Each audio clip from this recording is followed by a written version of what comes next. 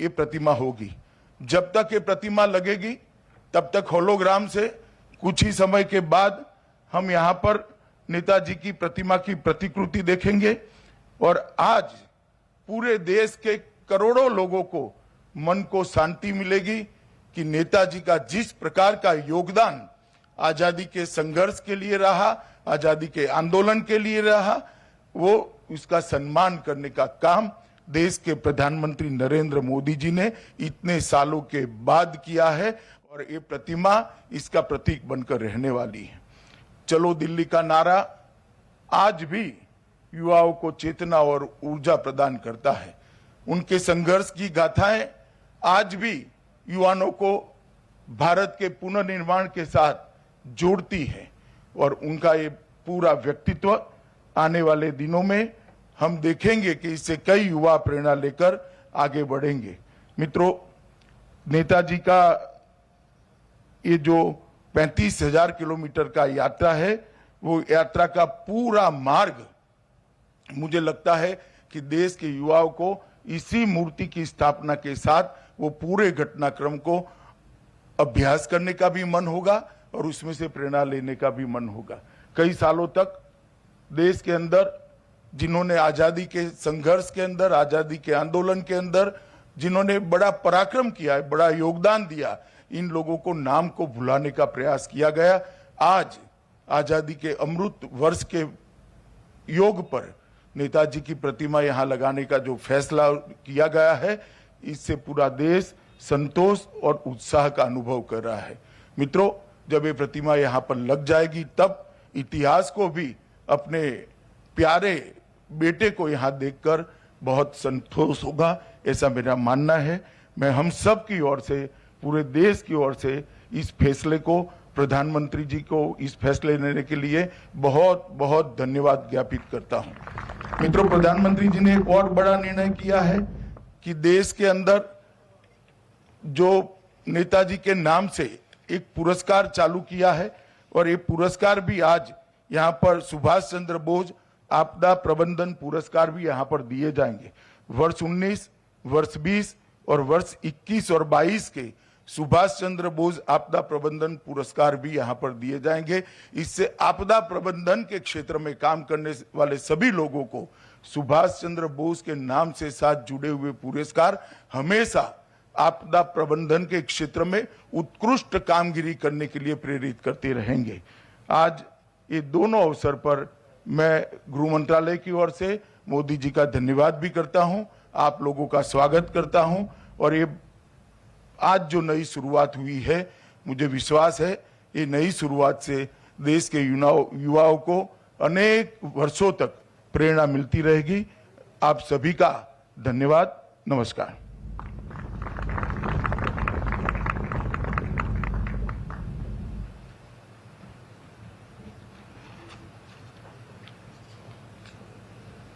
बहुत बहुत धन्यवाद माननीय आपका। नेताजी सुभाष चंद्र बोस ने कहा था कि अंतिम विजय हमारी ही होगी। हमारे मरने से अगर भारत जी उठे तो हमें हंसते हंसते मर जाना चाहिए।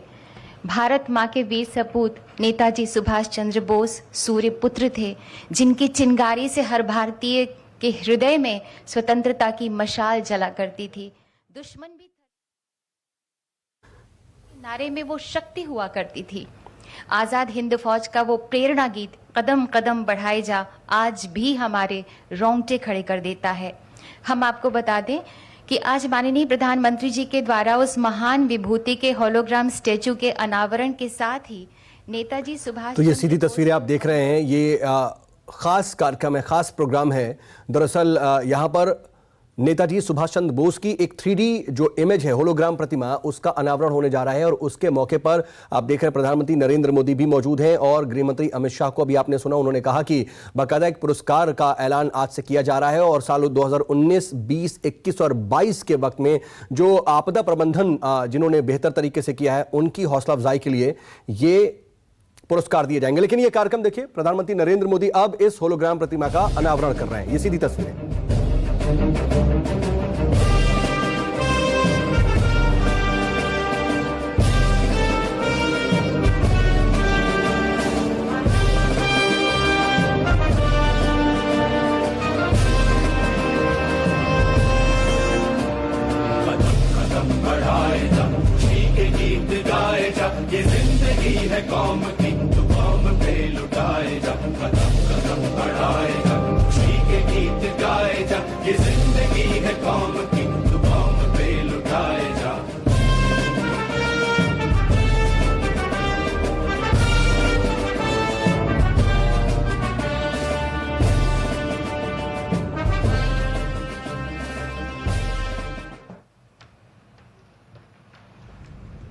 बहुत बहुत धन्यवाद माननीय आपका।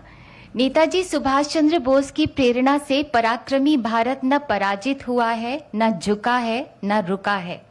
माननीय प्रधानमंत्री जी कहते हैं कि हमें बलिदानियों, स्वतंत्रता सेनानियों की तरह देश के लिए मरने का अवसर चाहे न मिला हो, लेकिन हम देश के लिए जीकर तो दिखा सकते हैं।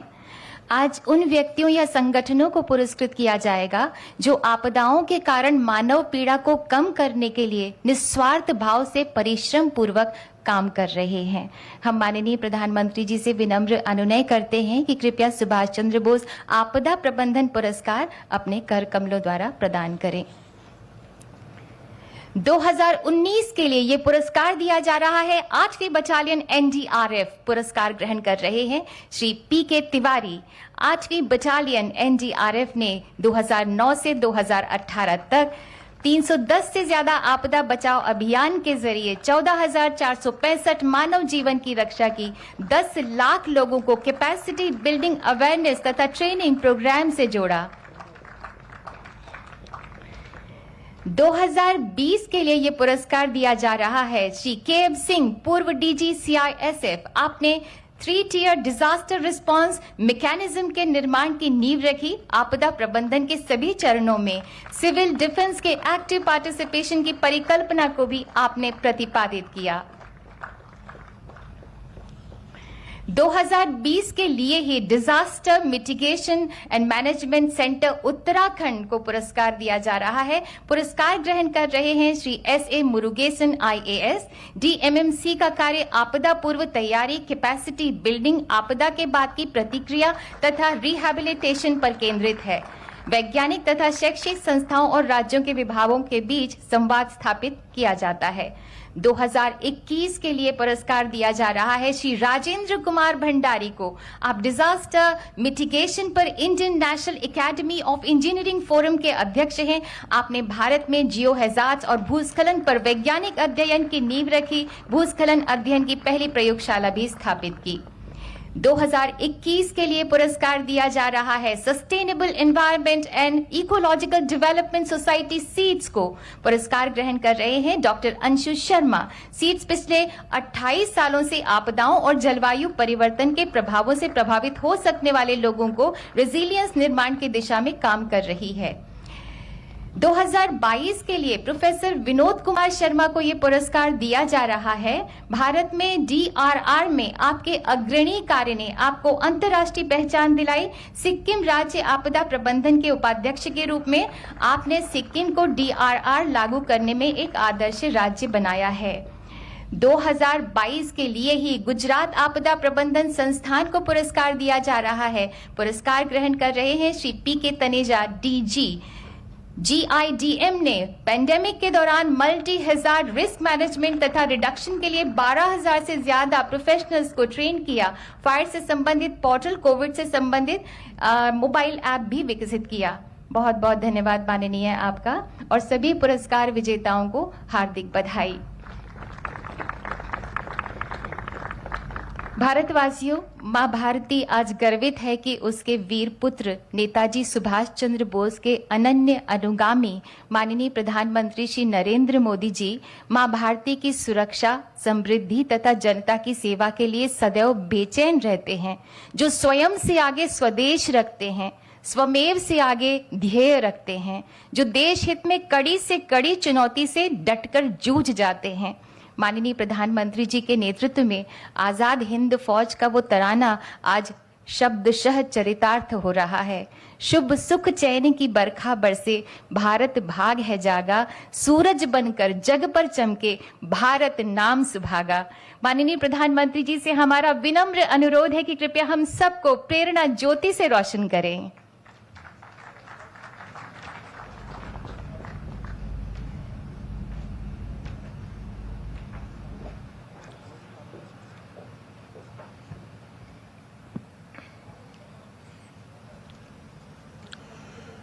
इस ऐतिहासिक कार्यक्रम में उपस्थित मंत्रिपरिषद के मेरे साथी श्री अमित शाह, श्री हरदीप पुरी जी, मंत्रिमंडल के अन्य सदस्य, आईएन के सभी ट्रस्टी, एनडीएमए के सभी सदस्यगण, jury members, NDRF, coast guards और आईएमडी के डायरेक्टर जनरल्स, आपदा प्रबंधन पुरस्कारों के सभी विजेता साथी, अन्य सभी महानुभाव, भाइयों और बहनों, भारत मां के वीर सपूत नेताजी सुभाष चंद्र बोस की 125वीं जन्म जयंती पर पूरे देश की तरफ से मैं आज कोटि कोटि नमन करता हूं। ये दिन ऐतिहासिक है। ये कालखंड भी ऐतिहासिक है और ये स्थान जहां हम सभी एकत्रित हैं वो भी ऐतिहासिक है। भारत के लोकतंत्र की प्रतीक हमारी संसद पास में है। हमारी क्रियाशीलता और लोकनिष्ठा के प्रतीक अनेक भवन भी हमारे साथ पास में नजर आ रहे हैं। हमारे वीर शहीदों को समर्पित नेशनल वॉर मेमोरियल भी पास है। इन सब के आलोक में आज हम इंडिया गेट पर अमृत महोत्सव मना रहे हैं और नेताजी सुभाष चंद्र बोस को आदरपूर्वक श्रद्धांजलि दे रहे हैं। नेताजी सुभाष जिन्होंने हमें स्वाधीन और संप्रभु भारत का विश्वास दिलाया था, जिन्होंने बड़े गर्व के साथ, बड़े आत्मविश्वास के साथ, बड़े साहस के साथ अंग्रेजी सत्ता के सामने कहा था, मैं स्वतंत्रता की भीख नहीं लूंगा, मैं स्वतंत्रता की भीख नहीं लूंगा, मैं इसे हासिल करूंगा। जिन्होंने भारत की धरती पर पहली आजाद सरकार को स्थापित किया था, हमारे उन नेताजी की भव्य प्रतिमा आज डिजिटल स्वरूप में इंडिया गेट के समीप स्थापित हो रही है। जल्द ही इस होलोग्राम प्रतिमा के स्थान पर ग्रेनाइट की विशाल प्रतिमा भी लगेगी। ये प्रतिमा आजादी के महानायक को कृतज्ञ राष्ट्र की श्रद्धांजलि है। नेताजी सुभाष की ये प्रतिमा हमारी लोकतांत्रिक संस्थाओं को, हमारे पीढ़ियों को राष्ट्रीय कर्तव्य का बोध कराएगी, आने वाली पीढ़ियों को, वर्तमान पीढ़ी को निरंतर प्रेरणा देती रहेगी। साथियों, पिछले साल से देश ने नेताजी की जयंती को पराक्रम दिवस के रूप में मनाना शुरू किया है। आज पराक्रम दिवस के अवसर पर सुभाष चंद्र बोस आपदा प्रबंधन पुरस्कार भी दिए गए हैं। नेताजी के जीवन से प्रेरणा लेकर ही इन पुरस्कारों को देने की घोषणा की गई थी। साल 2019 से 2022 तक उस समय के सभी विजेताओं, सभी व्यक्तियों, सभी संस्थाओं को जिन्हें आज सम्मान का अवसर मिला है, उन सबको भी मैं बहुत बहुत बधाई देता हूं। साथियों, हमारे देश में आपदा प्रबंधन को लेकर जिस तरह का रवैया रहा था, उस पर एक कहावत बहुत सटीक बैठती है। जब प्यास लगी तो कुआं खोदना। और जिस मैं काशी क्षेत्र से आता हूं, वहां तो एक और भी कहावत है। वो कहते हैं, भोज गड़ी कोहड़ा रोपे। यानी जब भोज का समय आ गया तो कोहड़े की सब्जी उगाने लगना। यानी जब आपदा सिर पर आ जाती थी तो उससे बचने के उपाय खोजे जाते थे। इतना ही नहीं, एक और हैरान करने वाली व्यवस्था थी जिसके बारे में कम ही लोगों को पता है। हमारे देश में वर्षों तक आपदा का विषय एग्रीकल्चर डिपार्टमेंट के पास रहा था। इसका मूल कारण यह था कि बाढ़, अतिवृष्टि, ओले गिरना, ऐसी जो स्थितियां पैदा होती थी, उसे निपटने का जिम्मा, उसका संबंध कृषि मंत्रालय से आता था। देश में आपदा प्रबंधन ऐसे ही चलता रहता था। लेकिन 2001 में गुजरात में भूकंप आने के बाद जो कुछ हुआ, देश को नए सिरे से सोचने के लिए मजबूर किया और उसने आपदा प्रबंधन के मायने बदल दिए। हमने तमाम विभागों और मंत्रालयों को राहत और बचाव के काम में झोंक दिया। उस समय के जो अनुभव थे, उनसे सीखते हुए ही 2003 में Gujarat state disaster management act बनाया गया। आपदा से निपटने के लिए गुजरात इस तरह का कानून बनाने वाला देश का पहला राज्य बना। बाद में केंद्र सरकार ने गुजरात के कानून से सबक लेते हुए 2005 में पूरे देश के लिए ऐसा ही डिजास्टर मैनेजमेंट एक्ट बनाया। इस कानून के बाद ही नेशनल डिजास्टर मैनेजमेंट अथॉरिटी, उसके गठन का रास्ता साफ हुआ। इसी कानून ने कोरोना के खिलाफ लड़ाई में भी देश की बहुत मदद की।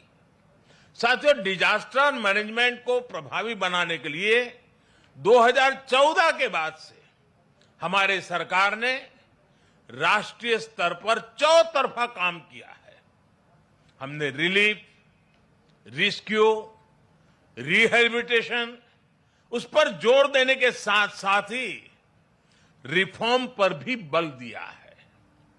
हमने एनडीआरएफ को मजबूत किया, उसका आधुनिकीकरण किया, देश भर में उसका विस्तार किया। स्पेस टेक्नोलॉजी से लेकर प्लानिंग और मैनेजमेंट तक बेस्ट पॉसिबल प्रैक्टिसेस को अपनाया। हमारे एनडीआरएफ के साथ ही सभी राज्यों के एसडीआरएफ्स और सुरक्षा बलों के जवान अपनी जान की बाजी लगाकर एक एक जीवन को बचाते हैं। इसलिए आज ये पल इस प्रकार से जान की बाजी लगाने वाले, औरों की जिंदगी बचाने के लिए खुद की जिंदगी का दांव लगाने वाले, चाहे वो एनडीआरएफ के लोग हो, चाहे एसडीआरएफ के लोग हो, हमारे सुरक्षा बलों के साथी हो, ये सब के सब उनके प्रति आज आभार व्यक्त करने का, उनको सैल्यूट करने का ये वक्त है।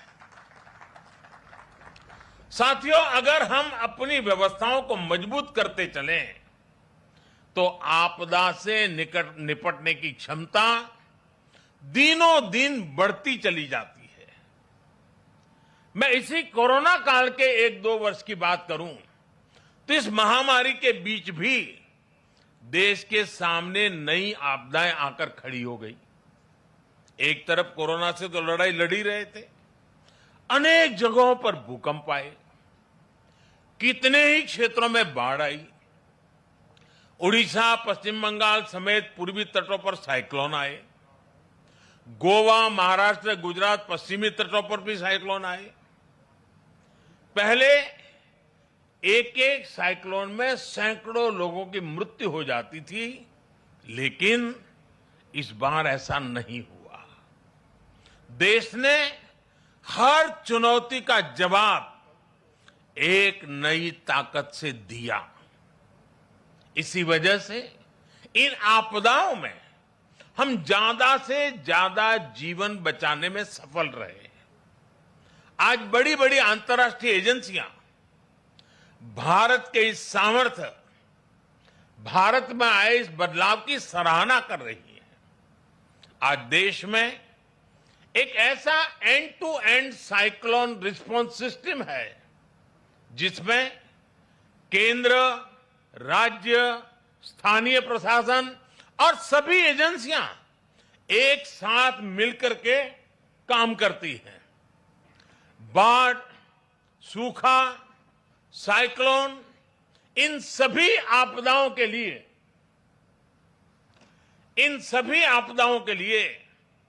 वार्निंग सिस्टम में सुधार किया गया है। डिजास्टर रिस्क एनालिसिस के लिए एडवांस टूल्स बनाए गए हैं। राज्यों की मदद से अलग अलग क्षेत्रों के लिए डिजास्टर रिस्क मैप्स बनाए गए हैं। इसका लाभ सभी राज्यों को, सभी स्टेक होल्डर्स को मिल रहा है। और सबसे महत्वपूर्ण, डिजास्टर मैनेजमेंट, आपदा प्रबंधन आज देश में जन भागीदारी और जन विश्वास का विषय बन गया है। मुझे बताया गया है कि एनडीएमए की आपदा मित्र जैसी स्कीम से युवा आगे आ रहे हैं, आपदा मित्र के रूप में जिम्मेवारियां उठा रहे हैं, यानी जन भागीदारी बढ़ रही है। कहीं कोई आपदा आती है तो लोग विक्टिम नहीं रहते, वो वॉलेंटियर्स बनकर आपदा का मुकाबला करते हैं। यानी आपदा प्रबंधन अब एक सरकारी काम भर नहीं है, बल्कि ये सबका प्रयास का एक मॉडल बन गया है। और साथियों, जब मैं सबका प्रयास की बात करता हूं तो इसमें हर क्षेत्र में हो रहा है प्रयास, एक होलिस्टिक अप्रोच भी शामिल है। आपदा प्रबंधन को प्राथमिकता देते हुए हमने अपने एजुकेशन सिस्टम में भी कई सारे बदलाव किए हैं। जो सिविल इंजीनियरिंग के कोर्सेज होते हैं, आर्किटेक्चर से जुड़े कोर्सेज होते हैं, उसके पाठ्यक्रम में डिजास्टर मैनेजमेंट से जोड़ा, इंफ्रास्ट्रक्चर की रचना कैसी हो उस विषयों को जोड़ना, ये सारे काम प्रयासरत हैं। सरकार ने डैम फेलियर की स्थिति से निपटने के लिए डैम सेफ्टी कानून भी बनाया है। साथियों, दुनिया में जब भी कोई आपदा आती है तो इसमें लोगों की दुखद मृत्यु की चर्चा होती है कि इतने लोग मृत्यु हो गई, इतना ये हो गया, इतने लोगों को हटाया गया। आर्थिक नुकसान भी बहुत होता है, उसकी भी चर्चा की जाती है। लेकिन आपदा में जो इंफ्रास्ट्रक्चर का नुकसान होता है वो कल्पना से परे होता है। इसलिए ये बहुत आवश्यक है कि आज के समय में इंफ्रास्ट्रक्चर का निर्माण ऐसा हो जो आपदा में भी टिक सके, उसका सामना कर सके। भारत आज इस दिशा में भी तेजी से काम कर रहा है। जिन क्षेत्रों में भूकंप, बाढ़ या साइक्लोन का खतरा ज्यादा रहता है, वहां पर पीएम आवास योजना के तहत बन रहे घरों में भी इसका ध्यान रखा जाता है। उत्तराखंड में जो 4 धाम महापरियोजना का काम चल रहा है, उसमें भी आपदा प्रबंधन का ध्यान रखा गया है। उत्तर प्रदेश में जो नए एक्सप्रेस वे बन रहे हैं, उनमें भी आपदा प्रबंधन से जुड़ी बारीकियों को प्राथमिकता दी गई है। आपात स्थिति में एक्सप्रेस वे विमान उतरने के काम आ सके, इसका भी प्रावधान किया गया है। यही नए भारत का विजन है, नए भारत के सोचने का तरीका है। साथियों, डिजास्टर रेजिलिएंट इंफ्रास्ट्रक्चर की इसी सोच के साथ भारत ने दुनिया को भी एक बहुत बड़ी संस्था का विचार दिया है, उपहार दिया है। ये संस्था है CDRI, coalition for disaster resilient infrastructure. Bharat की इस पहल में ब्रिटेन हमारा प्रमुख साथी बना है और आज दुनिया के 35 देश इससे जुड़ चुके हैं।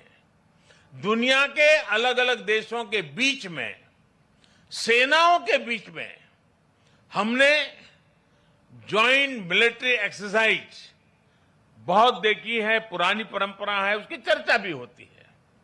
लेकिन भारत ने पहली बार डिजास्टर मैनेजमेंट के लिए जॉइंट ड्रिल की परंपरा शुरू की है।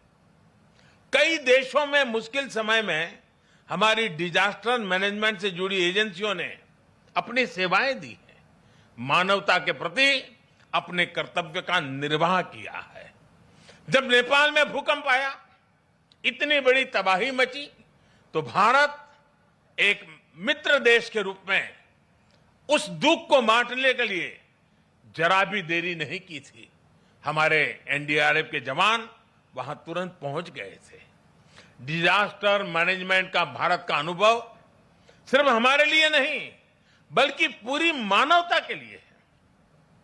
आप सभी को याद होगा, 2017 में भारत ने साउथ एशिया जियो स्टेशनरी कम्युनिकेशन सैटेलाइट को लॉन्च किया था। वेदर और कम्युनिकेशन के क्षेत्र में उसका लाभ हमारे दक्षिण एशिया के मित्र देश को मिल रहा है। साथियों, परिस्थितियां कैसी भी हो, अगर हम में हौसला है तो हम आपदा को भी अवसर में बदल सकते हैं।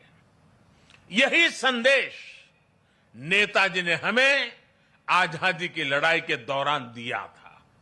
नेताजी कहते थे, कभी भी स्वतंत्र भारत के सपने का विश्वास मत खोना। दुनिया की कोई ताकत नहीं है जो भारत को झकझोर सके। आज हमारे सामने आजाद भारत के सपनों को पूरा करने के लक्ष्य हैं। हमारे सामने आजादी के 100वें साल से पहले, 2047 के पहले नए भारत के निर्माण का लक्ष्य है। और नेताजी को देश पर जो विश्वास था, जो भाव नेताजी के दिल में उभरते थे, और उनके भावों के कारण मैं कह सकता हूं कि दुनिया की कोई ताकत नहीं है जो भारत को इस लक्ष्य तक पहुंचने से रोक सके। हमारी सफलताएं हमारी संकल्प शक्ति का सबूत है, लेकिन ये यात्रा अभी लंबी है। हमें अभी कई शिखर और पार करने हैं। इसके लिए जरूरी है हमें देश के इतिहास का हजारों सालों की यात्रा में इसे आकार देने वाले तप, त्याग और बलिदानों का बोध रहे। भाई और बहनों, आजादी के अमृत महोत्सव का संकल्प है कि भारत अपनी पहचान और प्रेरणाओं को पुनर्जीवित करेगा। ये दुर्भाग्य रहा कि आजादी के बाद देश की संस्कृति और संस्कारों के साथ ही अनेक महान व्यक्तित्वों के योगदान को मिटाने का काम किया गया। स्वाधीनता संग्राम में लाखों लाख देशवासियों की तपस्या शामिल थी, लेकिन उनके इतिहास को भी सीमित करने की कोशिश हुई। लेकिन आज आजादी के दशकों बाद देश उन गलतियों को डंके की चोट पर सुधार रहा है, ठीक कर रहा है। आप देखिए, बाबा साहब आंबेडकर से जुड़े पंच तीर्थों को देश उनकी गरिमा के अनुरूप विकसित कर रहा है। स्टैच्यू ऑफ यूनिटी आज पूरी दुनिया में सरदार वल्लभ भाई पटेल के यशगान की तीर्थ बन गई है। भगवान बिरसा मुंडा की जयंती को जनजातीय गौरव दिवस के रूप में मनाने की शुरुआत भी हम सब ने कर दी है। आदिवासी समाज के योगदान और इतिहास को सामने लाने के लिए अलग अलग राज्यों में आदिवासी म्यूजियम्स बनाए जा रहे हैं और नेताजी सुभाष चंद्र बोस के जीवन से जुड़ी हर विरासत को भी देश पूरे गौरव से संजो रहा है। नेताजी द्वारा अंडमान में तिरंगा लहराने की 75वीं वर्षगांठ पर अंडमान के एक द्वीप का नाम उनके नाम पर रखा गया है। अभी दिसंबर में ही अंडमान में एक विशेष संकल्प स्मारक नेताजी सुभाष चंद्र बोस के लिए समर्पित की गई है। ये स्मारक नेताजी के साथ साथ इंडियन नेशनल आर्मी के उन जवानों के लिए भी एक श्रद्धांजलि है जिन्होंने आजादी के लिए अपना सर्वस्व न्योछावर कर दिया था। ये मेरा सौभाग्य है कि पिछले वर्ष आज के ही दिन मुझे कोलकाता में नेताजी के पैतृक आवास भी जाने का अवसर मिला था। जिस प्रकार से वो कोलकाता से निकले थे, जिस कमरे में बैठकर वो पढ़ते थे, उनके घर की सीढ़ियां, उनके घर की दीवारें, उनके दर्शन करना, वो अनुभव शब्दों से परे है। साथियों, मैं 21 अक्टूबर 2018 का वो दिन भी नहीं भूल सकता जब आजाद हिंद सरकार के 75 वर्ष हुए थे।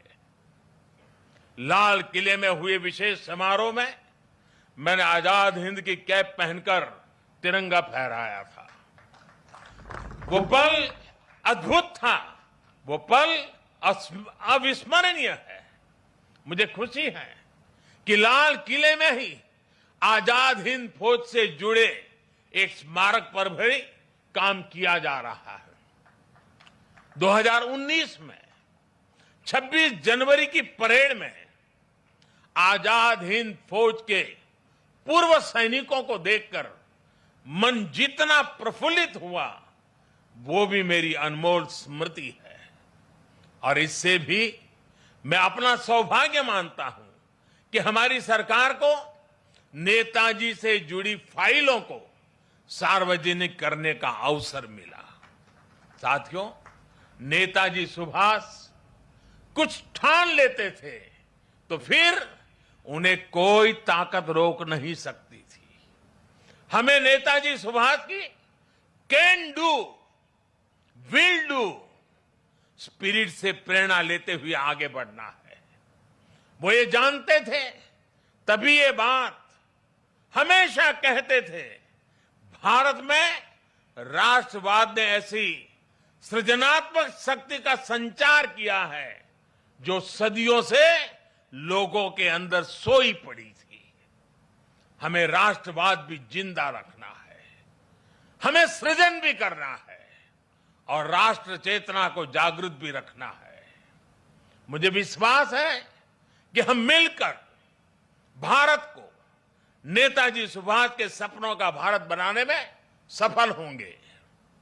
आप सभी को एक बार फिर पराक्रम दिवस की बहुत बहुत शुभकामनाएं देता हूं और मैं आज एनडीआरएफ, एसडीआरएफ के लोगों को भी विशेष रूप से बधाई देता हूं, क्योंकि बहुत छोटे कालखंड में उन्होंने अपनी एक पहचान बना दी है। आज कहीं पर भी आपदा हो या आपदा के संबंधित संभावनाओं की खबरें हो, साइक्लोन जैसी, और जब एनडीआरएफ के जवान यूनिफॉर्म में दिखते हैं, सामान्य मानवी को एक भरोसा हो जाता है कि अब मदद पहुंच गई। इतने कम समय में किसी संस्था और इसके यूनिफॉर्म की पहचान बनना, यानी जैसे हमारे देश में कोई तकलीफ हो और सेना के जवान आ जाएं, तो सामान्य मानवी को संतोष हो जाता है, भाई बस अब ये लोग आ गए हैं। वैसा ही आज एनडीआरएफ और एसडीआरएफ के जवानों ने अपने पराक्रम से ये करके दिखाया है। मैं पराक्रम दिवस पर नेताजी का स्मरण करते हुए मैं एनडीआरएफ के जवानों को, एसडीआरएफ के जवानों को, उन्होंने जिस काम को जिस करुणा और संवेदनशीलता के साथ उठाया है, बहुत बहुत बधाई देता हूं, उनका अभिनंदन करता हूं। मैं जानता हूं इस आपदा प्रबंधन के काम में इस क्षेत्र में काम करने वाले कईयों ने अपने जीवन भी बलिदान दिए हैं। मैं आज ऐसे जवानों को भी श्रद्धांजलि देता हूं जिन्होंने किसी की जिंदगी बचाने के लिए अपनी जिंदगी दांव पर लगा दी थी। ऐसे सबको मैं आदरपूर्वक नमन करते हुए मैं आप सबको भी आज पराक्रम दिवस की अनेक अनेक शुभकामनाएं देते हुए मेरी वाणी को विराम देता हूं। नमस्कार, मैं हूं मानक गुप्ता। अगर आपको हमारा ये वीडियो पसंद आया हो तो इसे लाइक और शेयर जरूर करें, और हां, हमें सब्सक्राइब और फॉलो करना ना भूलें ताकि आप देश और दुनिया की कोई खबर मिस ना करें। तो जुड़े रहिए हमारे साथ और देखते रहिए News 24।